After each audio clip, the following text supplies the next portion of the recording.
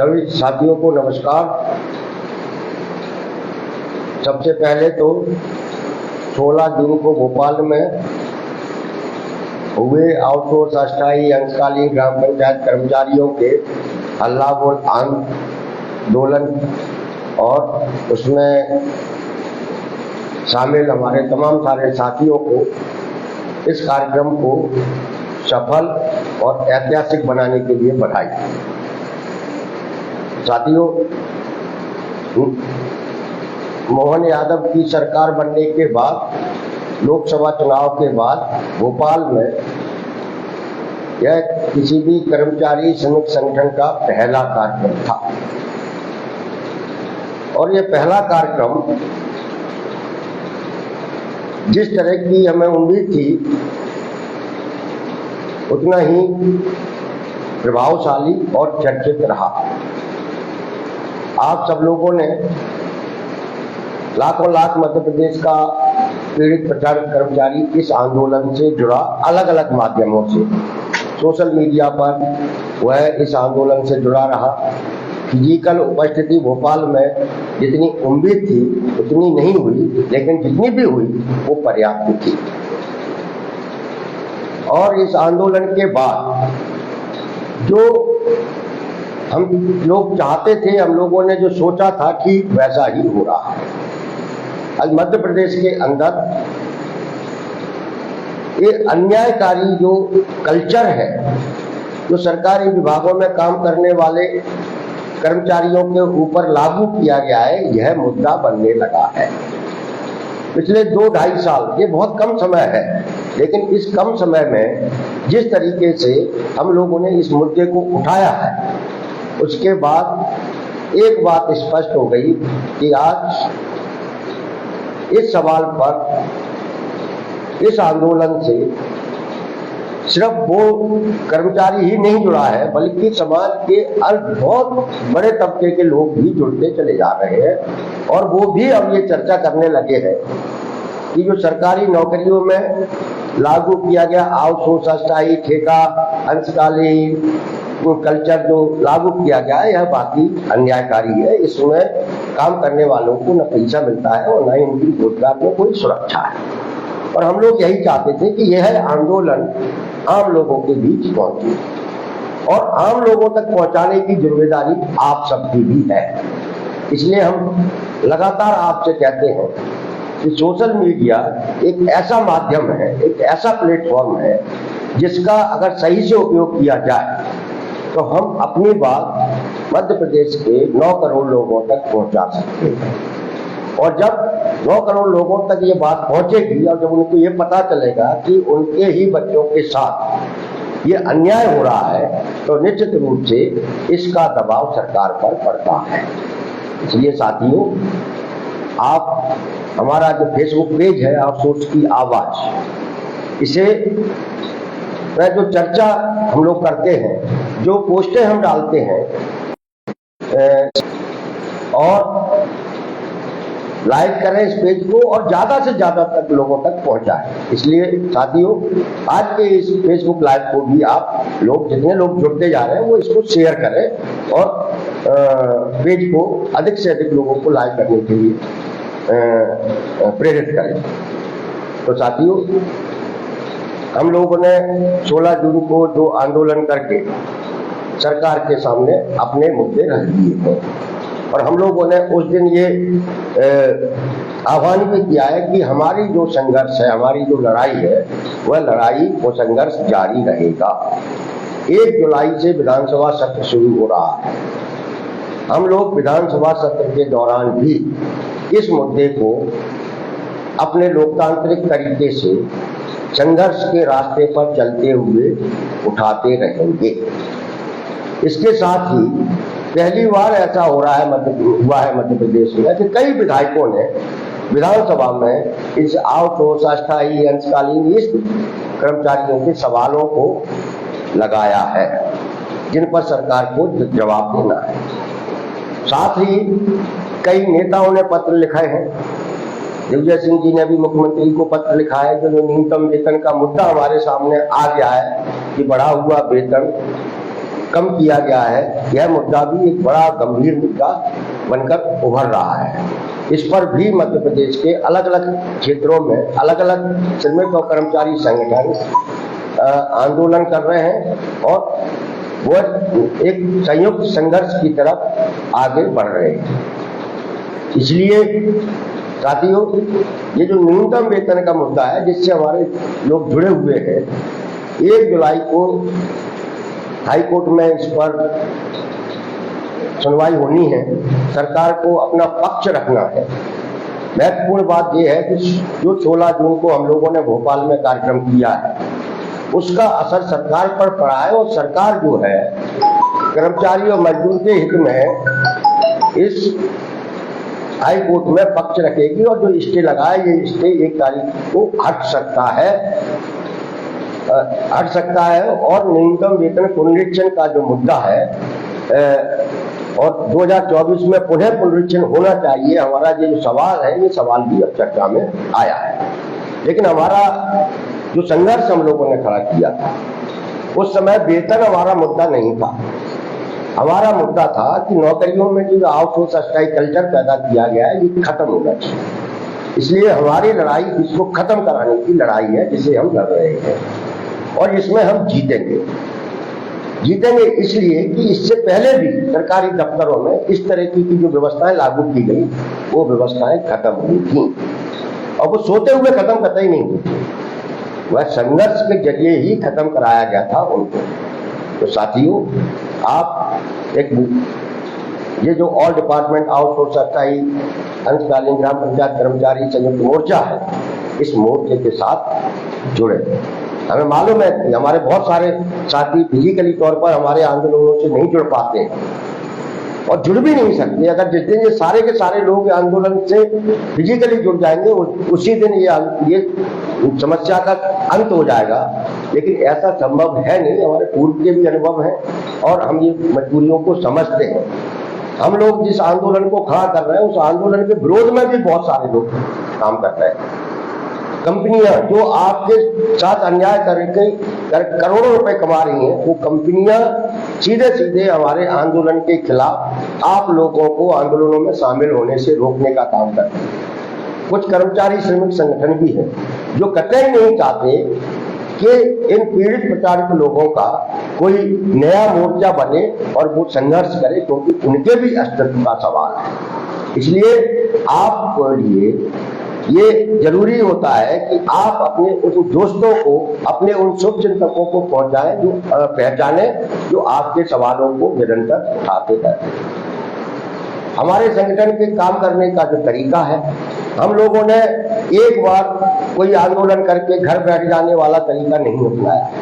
आपने देखा होगा कि पिछले 2 साल में हमने जो कुछ भी किया है, हमारे कामों में, हमारी गतिविधियों में एक निरंतरता बनी रही है, कंटिन्यूटी बनी रही है। ये जो निरंतरता बनी रही, उसी के कारण आज मध्य प्रदेश में इस अन्यायकारी कल्चर के खिलाफ लोग बोलने लगे हैं। यदि हम भी एक बार कार्यक्रम करके, भाषण दे के, नेतागिरी करके घर बैठ जाते तो कोई पूछने बताने वाला नहीं था और आपकी तरफ किसी का ध्यान नहीं जाता। इसलिए साथियों, हमें जो भी गतिविधियां करते हैं, हमें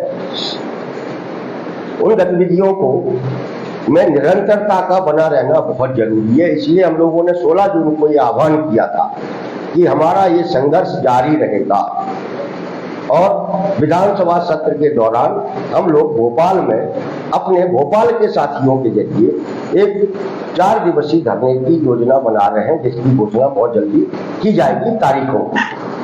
वो 4 दिन हमारे जो भोपाल में धरना चलेगा, वो एक तरीके का अनशन होगा। वह अनशन हमारे इन सवालों को सरकार तक पहुंचाने की में और महत्वपूर्ण भूमिका निभाएगा। इसके लिए हमारे मध्य प्रदेश के और भोपाल के कुछ साथियों ने ये जिम्मेदारी ली है कि यह भोपाल के विधानसभा सत्र के दौरान दिए जाने वाले धरने तक वो जिम्मेदारी वो निभाएंगे और वो 4 दिन तक अनशन पर बैठेंगे। तो साथियों, आगे की योजना उस धरने के बाद घोषित की जाएगी। फिलहाल हम लोगों ने जो 16 तारीख का कार्यक्रम किया, उसका भी असर हुआ है। हमारा एक डेलीगेशन बहुत जल्दी माननीय श्रम मंत्री प्रहलाद पटेल जी से मिलने वाला है। उनके यहाँ से फोन भी आया था। तो हम लोग का एक डेलीगेशन जिसमें सारे विभागों के संगठनों के प्रमुख शामिल रहेंगे, उनसे इस न्यूनतम वेतन के सवाल को लेकर चर्चा करेंगे। उनसे इस आउटसोर्स अस्थायी कल्चर के बारे में, इसको समाप्त कराने के बारे में बात करेंगे और अपना पक्ष जितने बेहतर तरीके से हो सकता है रखेंगे। साथ ही हमारा एक डेलीगेशन जो है शिक्षा मंत्री से भी मिलने वाला है। उनके यहाँ से भी टाइम हमको मिलने वाला है, उनसे भी हम बात करेंगे। स्वास्थ्य मंत्री जी से भी हम, नारायण शुक्ला जी से भी हमारा प्रतिनिधिमंडल मिलेगा, उनसे भी बात करेंगे। ये 3 वो लोग हैं। इन्हीं 3 विभागों में, तीनों मंत्रियों के इर्द गिर्द पूरा आउटसोर्स अस्थायी ठेका कल्चर संगठित है, इकट्ठा है।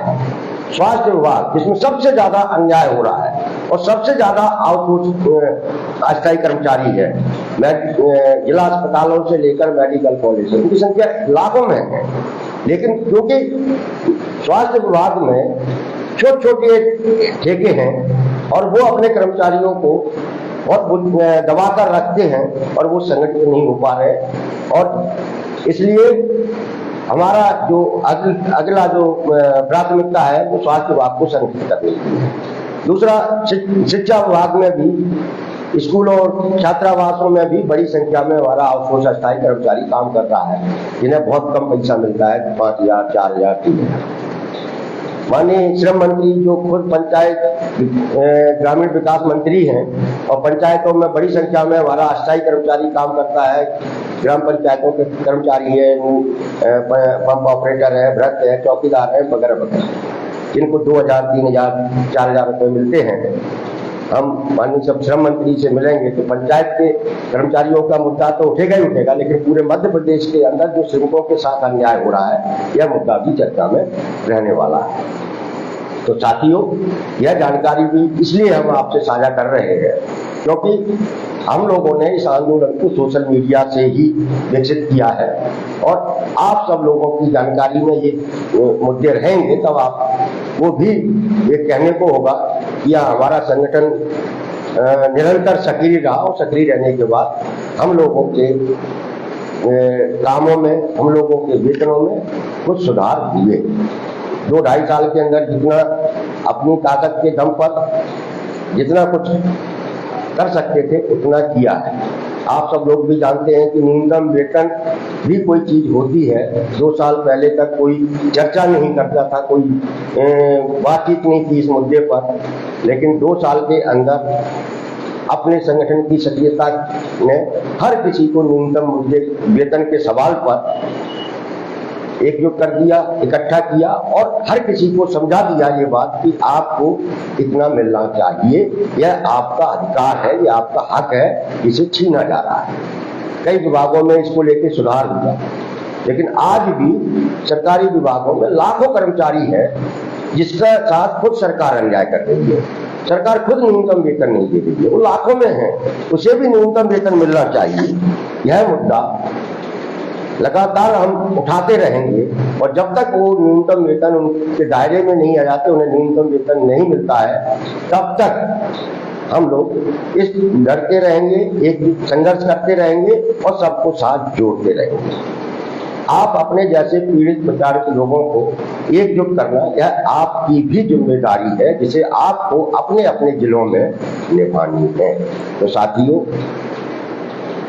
आज हम आपसे इसलिए चर्चा करने के लिए आए थे कि 16 तारीख को जो भोपाल में आंदोलन हुआ, उसके बाद तमाम सारे लोगों के फोन आ रहे थे कि साहब क्या हुआ, क्या नहीं हुआ, अब क्या होगा, आगे क्या है, यह चर्चा करनी थी। इसलिए हमको आज आपसे चर्चा करने के लिए आना पड़ा।